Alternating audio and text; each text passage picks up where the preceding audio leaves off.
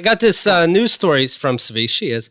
And he was telling me about a guy who went under the name Joshua Johnson. 7.5. And he wrote a story about a guy that gave him HIV. And he probably did really give him HIV, but he wrote a story about how this guy gave HIV deliberately to 239 other individuals. And it makes the news, and it's repeated on talk shows.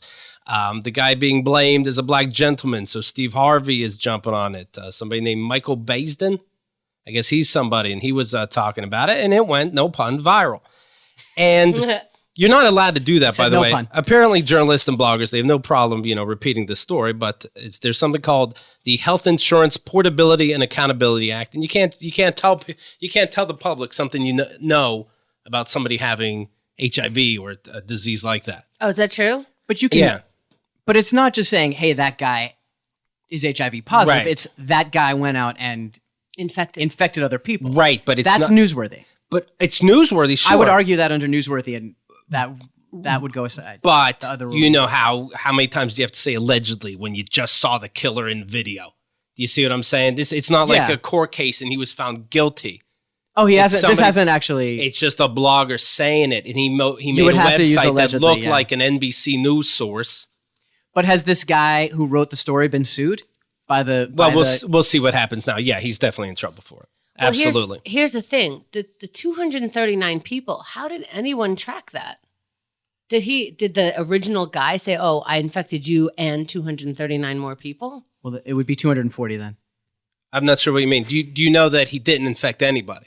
Yeah, but the thing is part of the story is that he infected this amount of people. It's very strange to say this is the amount of people I infected. Well, it's very specific. He probably ends up saying these people came forward. 239 people. Well, you're just making up a name. Oh, he got the information from the health department. Okay. Seems like a lot of people. Wait. Yeah. How would the health department know the 239 people that this guy infected? I guess you report it. Well, Tzvi said exactly. Well, anyway, you have So the concern is that the guy who wrote the blog is full of shit. Well, he's just lying. Yeah. And but I could see this. I could see somebody really going out and infecting all these people. Totally. It's kind of like being a James Bond villain, I picture. Right? These misguided villains, they mean the right thing, but to make the world a better place, we have to blow up all the banks with people in them.